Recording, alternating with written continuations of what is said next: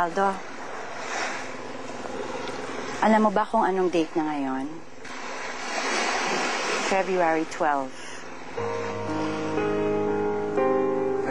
February 12. Isang buwan na lang. Yes. In 1 month's time. Isang taon nang wala sa atin si Olivia.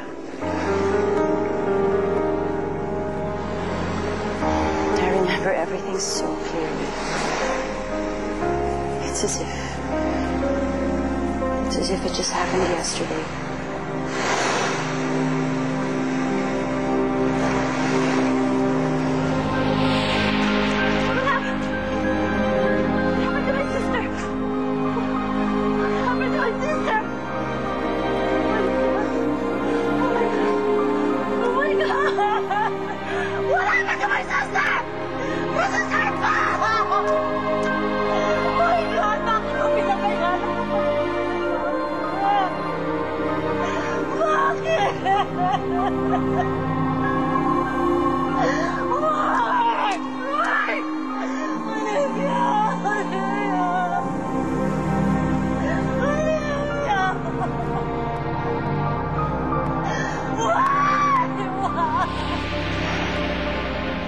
I know I blamed you, Aldo.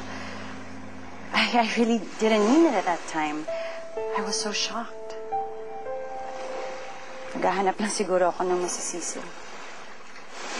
I know it's my fault.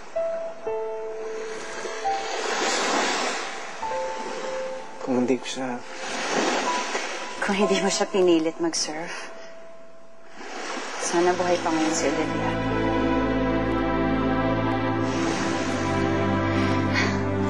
That is so foolish, Aldo. Wala naman sa kamay mo buhay ng tao, di ba?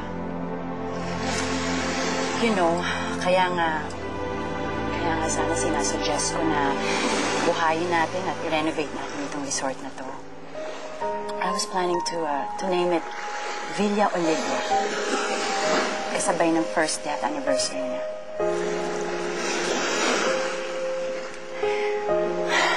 But since you're not interested... Ate, that sounds like a good idea. Go ahead.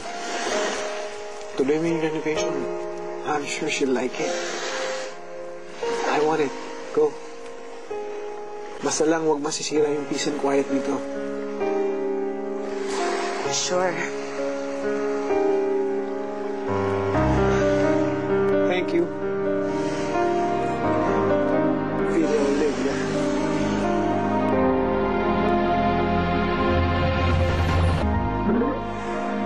Paborito nilang ginagawa ni Ma'am Olivia ng araw yan.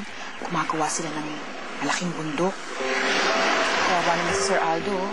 Parang lungkot-lungkot ng buhay niya. Malungkot talaga wala ng mahal sa buhay. Alam mo, kahit nasabihin ng ibang tao na okay lang yan, pag-ibig lang yan. Pero, masakit sa loob eh. Masakit.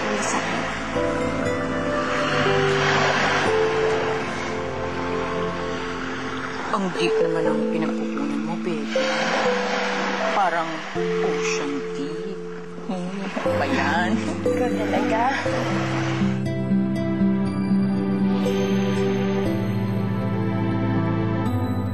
Starting ulit, every...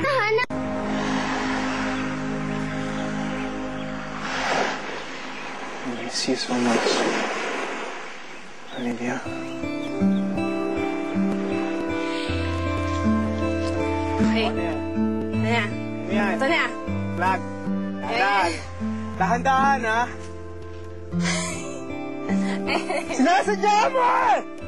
Aldo, gusto ko mataas na mataas. Sino gusto mo? Eh, ba't sinira mo pa? Sana sinabi mo na lang sa akin. Kanina ko pa tinatrabaho ito. Nandun pa lang sa romblon yung araw. Sige na. Kailangan kasi lahat to. Ayan. Tama na! Hindi, kailangan. Hala! Sige na. Tama. Sige, isa pa. Ganun na. Ganun.